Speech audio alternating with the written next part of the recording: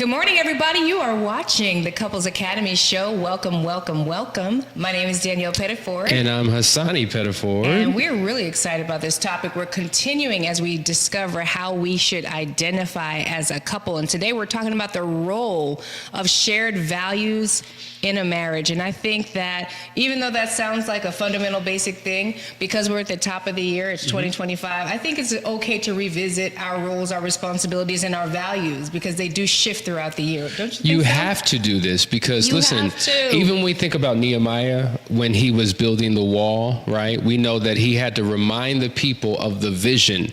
They had to know the why behind the what, because if you forget the why, then you get lost in the everyday just things that... The winds, the waves, right, it's the, just, ups and downs, the ebbing and the flowing. You need to be empowered. And then there's personality differences where we struggle in between. And so sometimes we begin to shift our perspective and our values based on where we're at in our relationship. Like sometimes we divorce values in our marriage because I just am sick of him and I don't agree with you and I don't agree with this and I never did and I only agreed because you strong-armed me, or maybe it was I've changed. I don't think like this anymore. I think like that. So we divorce ourselves from values within our marriage so often, and we didn't even know that we did that. So once a year at the minimum, we need to reconvene and begin to discuss, okay, what does this mean? What does unity and oneness mean to us? But before we get into the topic, I want to make sure that I remind you to like, share, and subscribe. You don't want to miss our show. And make sure that you're sharing this with other married couples who believe in kingdom marriage and doing it right, doing it the way God designed, okay? That's what we're here to represent. And if that's for you, and if you have friends and family that is for them, make sure that you share the message with them. Other thing is, guys, we have a last chance weekend. It's every single month. One's coming up January 10th through the 12th. It's still not too late. If you are at the end of the road in your relationship, if you are even thinking about throwing in the towel and calling it quits, time out. You need to give it one last chance. You haven't been to the last chance weekend where we specialize in restoring and recovering relationships. We're going to be intentional this year to make sure that we give you more testimonials. We were doing that a lot. Video testimonials of the couples who just came out of that experience. And you could literally see the shift, the change, the transition. Well, we could see it because we knew who they were when they came in and how they were when they left out. Oh, man, the way they come in. Oh, my God. Danielle, like real talk, you talk about enemies, you talk about World War III scenarios, and they come out. If I couldn't read the room, I would retreat. Oh my gosh. And then they come out in alignment. They come out with hope and inspiration. And so maybe for you it was a betrayal. Maybe there was no sexual or emotional betrayal, but there's other things. Listen, couples are in crisis for a number of things beyond infidelity. And oftentimes those are the things that breaks it. In fact, what I would say is overwhelmingly, most people don't divorce because of infidelity. Most people stay, interestingly enough. It's the other things that are compounded on top of that really becomes a crushing blow to that relationship. So make sure you go to the website or go to the video description, click on the link. But Danielle, you have something coming up. We got to talk about it. Oh, yes. We have our upcoming Find Your Spark webinar, y'all. Ladies, wives, you don't want to miss this because oftentimes we just kick the can down the road. We're waiting for the perfect time when we're going to do the thing that we are so passionate about and that we desire to do. But unfortunately, oftentimes that time never comes. We are waiting to raise our children. We are waiting until our husband has done something. We are waiting and waiting and waiting. And what I'm saying is that there are gifts lying dormant inside you, and it is time to unearth them, and it is time for you to put yourself out into the world the way God designed you to be. You know what those gifts are, so don't miss it. The webinar is coming up. It's on February 1st. Register, put that back up so they can scan that. You can go ahead and register by scanning this QR code here. He's getting it back up. There's no QR code. There's no QR code. No. Okay, that's okay. You could go to Coach. You could go to DannyPettiford.com and you can actually register there. All right, guys, let's dive into today's topic. It's long awaited. We're talking about being stronger together, the role of shared values in your marriage. Listen, we can be together, but we can be weak together, or we could be strong together. I want to be strong I want to together. be strong. I want to be strong. Now, Yes. just as a quick recap, we talked about this whole concept of this we-ness concept. So let's go back to the definition really quickly. We-ness is the sense of unity, connection, and a shared identity that a couple develops when they prioritize the collective we over the individual me, right? That's powerful right there. Collective we over the individual You should me. write that down. It reflects a mindset and behavior where partners see themselves as a cohesive team working together toward common goals while maintaining mutual respect for their individuality. Now, don't feel bad if you're sitting here thinking we have zero we-ness. It is me-ness. Did you say we-ness? I did say we-ness. Not a we-ness. Nope. Okay, I wouldn't talk about we-ness. we-nesses. Okay. But we have zero we-ness. It's all about me-ness. I'm glad you said that. I couldn't say that. Because it is something, it's almost like weaving the threads of a basket together, right? It takes time and it takes meticulous behaviors to actually weave together your oneness into we-ness, because you've spent your whole life identifying with yourself and your oneness. Think about that. You come into the world needing and taking. You don't come into the world giving and sharing. You have to be taught those principles.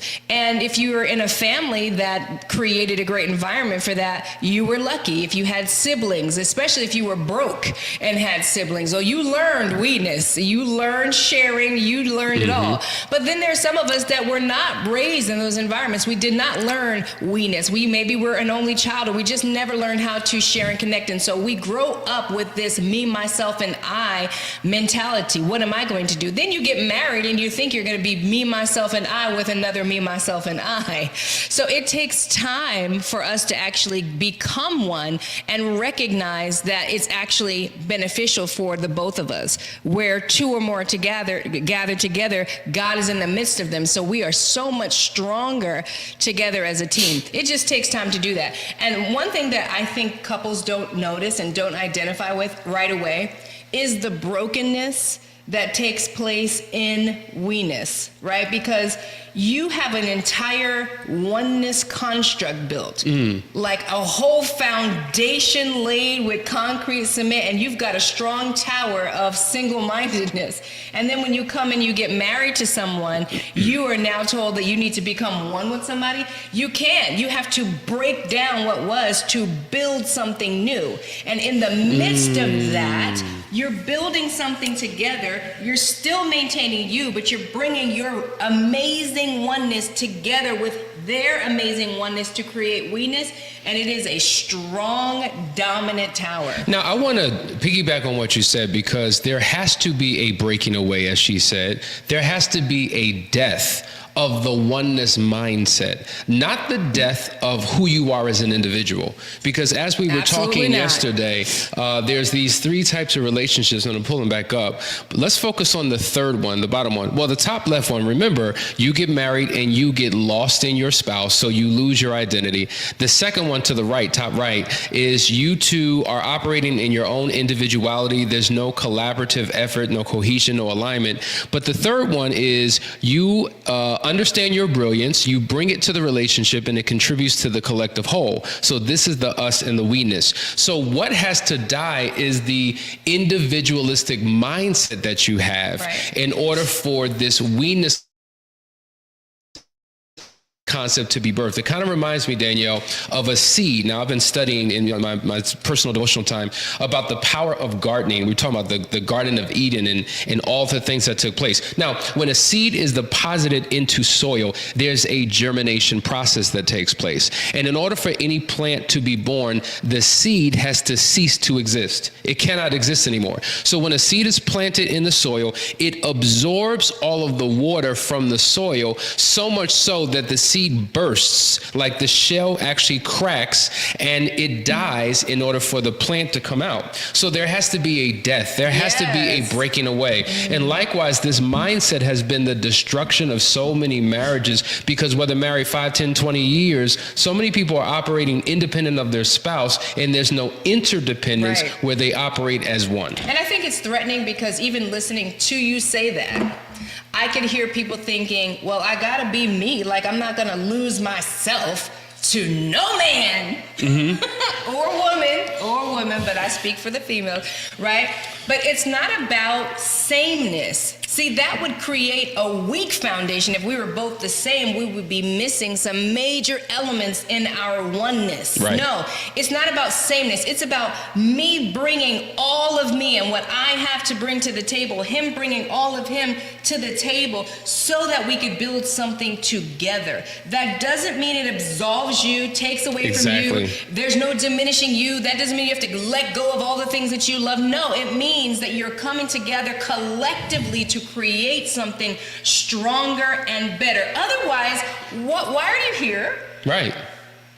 I mean, like, I could do good. I could do good all by myself. I could do bad all by myself. So if we're not collaborating to create something stronger, bigger, better, what are we doing?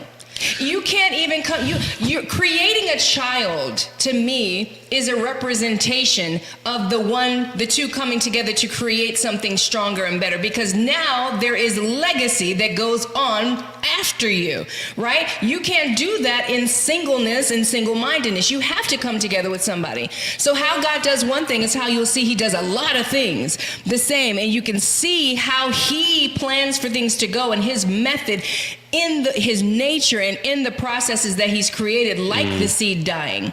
In order for something new to burst from that seed, for you to actually have a harvest. See, you can have the seed. I mean, a lot of us love eating, what do you call those things that you chew the seeds? Sunflower seeds. Oh, I thought you were going to say. Oh, my God. Okay, yeah. I got some friends that love the sunflower seeds. I will buy them their favorite flavors, because something about chewing and popping and spitting and chewing, they love it, okay?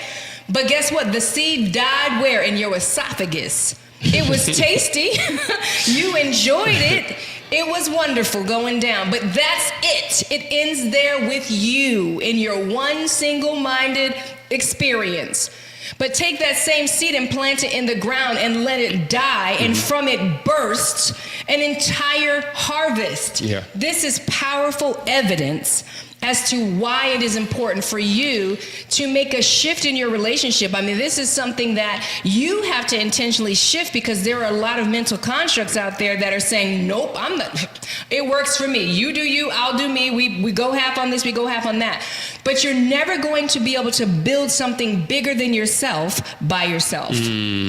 See, you can't build something bigger than yourself by yourself. And so if you had a bunch of people on your team and there wasn't a clear vision, a clear mission, you didn't clearly identify what roles each person played, what skill sets they had to perform at a high level to get the thing done, you have chaos and you have a failed attempt to do something that could have been great.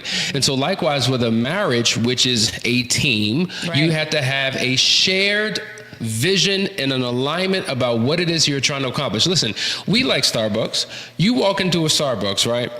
How do you differentiate a customer from an employee? Just visually, how do you differentiate the two? They're behind the counter. Number one. They have a process. There's somebody who's on the barista machine. There's somebody who's handling heating up pastries and egg bites, my favorite. There's somebody who is putting the drinks at the pickup line. Clearly, we're there too much. And my daughter used to work there, so I know. Everybody and they all have a uniform, right? And they all have a uniform, and everybody works their station in a cohesive manner, because nobody knows this, but there's a clock.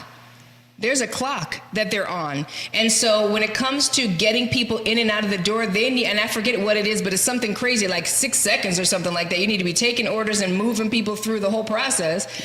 It's a process because it's a team. So imagine if it was just one team member working all those positions, the team of me. I can imagine that because I've done that. I've seen that where there was one person behind, I'm going through the drive-through, there's one person on the other side of that window doing everything, and it took like 15 minutes to get a drink. If there was a team in place, I would have got that thing before I pulled up. But by the time you pull up to the window, they're handing it to you because they have a system that works. And when you're operating alone, you're doing so much more work. There's so much more effort. It takes you so much longer. Most people quit in the process because we were not designed to function on our own. Imagine this. Last analogy just came to my mind. You're on a football field, right? And you just say, nope, y'all are wrong. Couples Academy, log out. You're wrong. Because you can do things. Team me.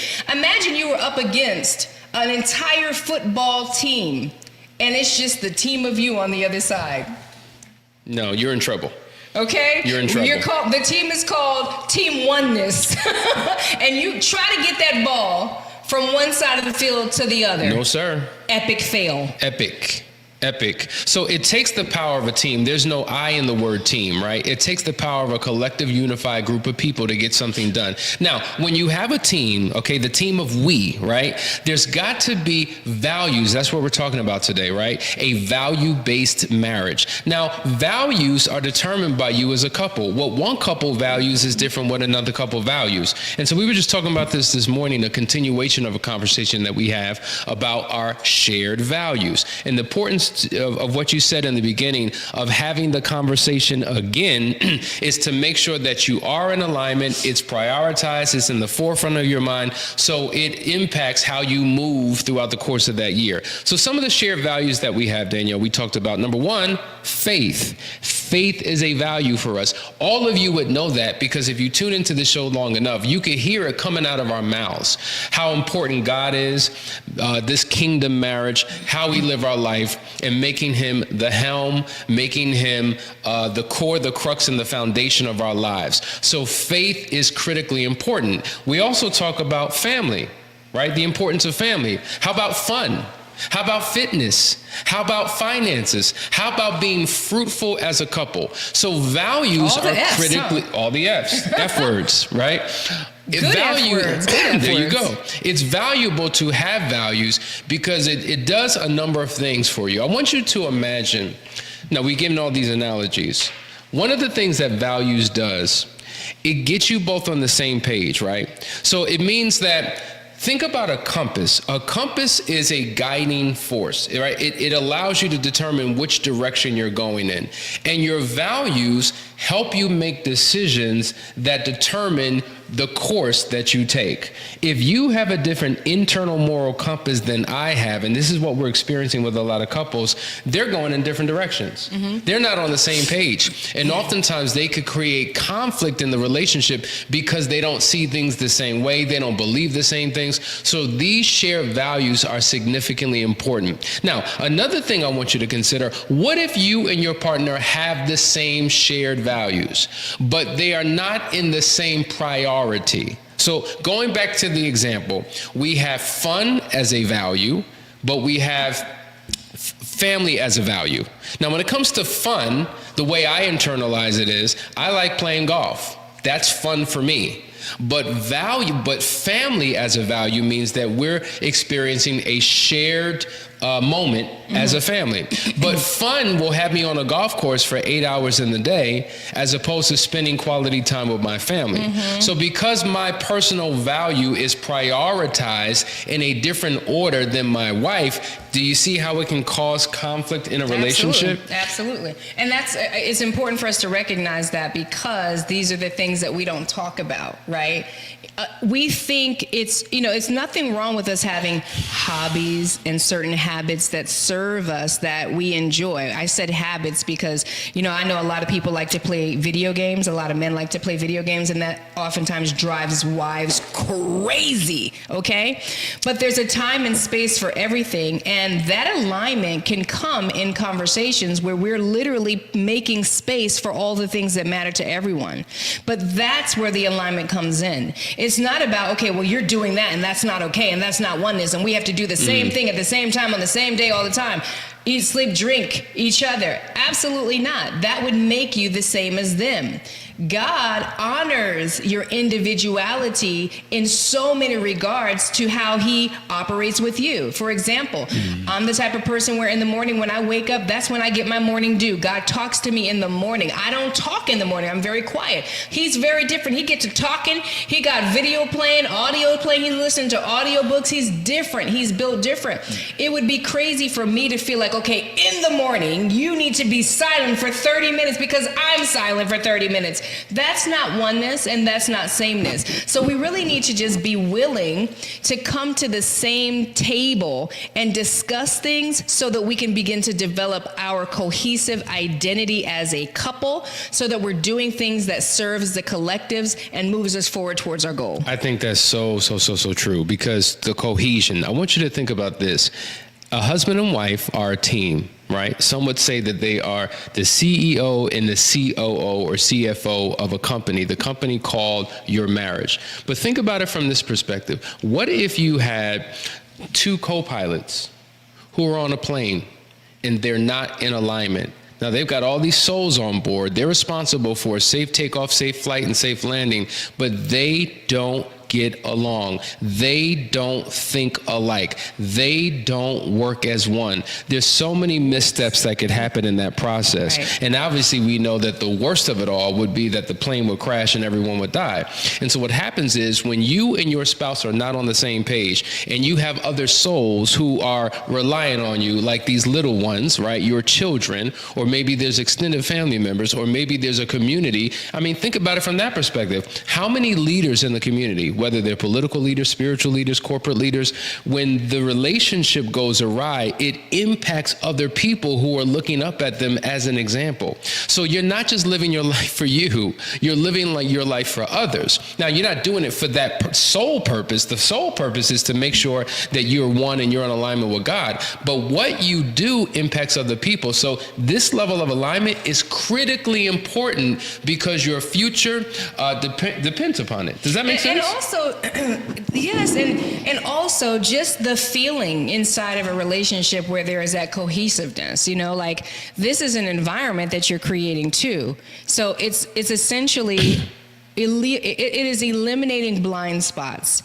Right? Nobody wants to be like, I know this about my spouse, but I have no clue or no idea about that about my spouse, because it's just a closed off area, because that's my me, myself, and I area, right? Like I know countless couples, for example, who they are forbidden to look in each other's phones. And I don't investigate your phone, no need to, but if I wanted to get on your phone, it's almost like it's our phone. I could look at your phone. He could go in my purse. He could pick up my phone and get on my laptop. There's no area that is closed off to me. Now, do I need to be in all the areas? Let's go there, because you had mentioned golfing, for example, right? And so, you know, that's a space, whatever the hobby is. I could join you in the golfing if I wanted to, but I don't. Right? So there are spaces and places that you have all your own and to yourself. But at the same time, there are no blind spots in oneness. I know exactly where we're going.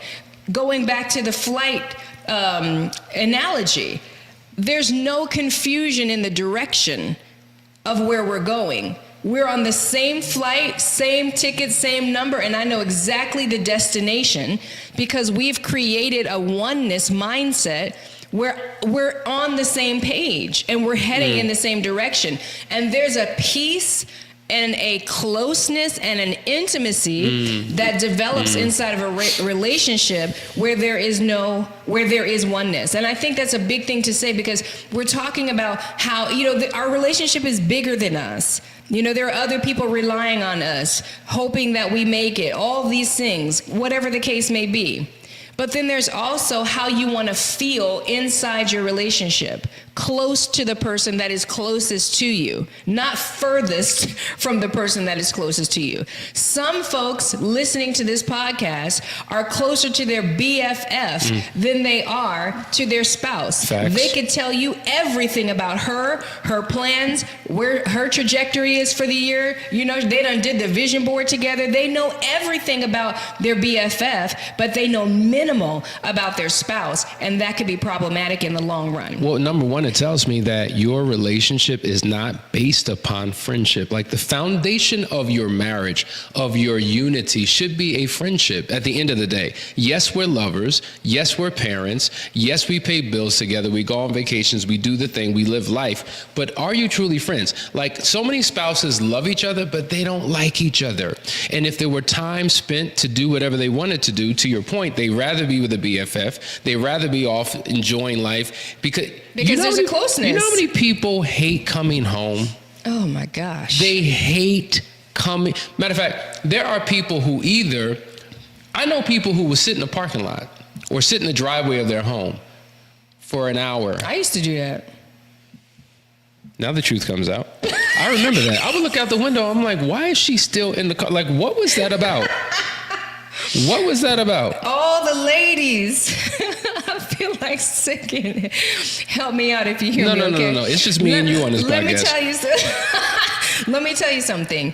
There are, because of the role of a wife. See, we're not on the wife podcast, but because of the role of a wife, oftentimes women will sit in the car to gain some sense of peace, to get their mind together, to prepare to take one hat off and put the next hat on, right? Because she might be coming home from work, or she might have just spent an hour at Costco fighting the carts to get a whole load of groceries, and she's exhausted. And so she's like, let me take a moment and sit in this car and drift off for a minute, or just pray, or just get my mind together. So that's why a lot of women will sit in the car, because Hasani would catch me out there and he would be like, you're home? And I'm like, yeah, I'm home. I'll be in a minute. And I'm just trying to get my mind together. But there are other people that might be doing other things. Maybe they have secret lives. Maybe they are messaging a friend that it has not been disclosed. There are many reasons why people do that. But to your point about people hating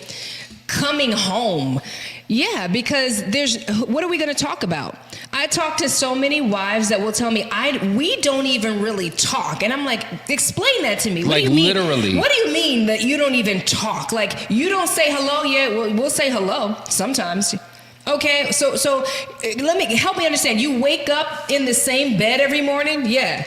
And there's nobody talking? No. So what happens? Well, he gets up and he's got his routine, and he's in the shower, and then he goes and gets his breakfast, and we don't talk. Danielle, there are couples who we counsel who will text me and ask me to text their spouse the question that they could have asked because they're sitting right next to the spouse on the couch, but they're so disconnected, they don't talk. Exactly. So not only do they not talk in the session, because I'm having one individual conversations, but outside of the session, they don't do their work day, they don't do their play day, they don't talk about basic fundamental things, and this is a part of the problem. Yeah, because maybe there's no safety there, or no, what it is there's a lack of intimacy.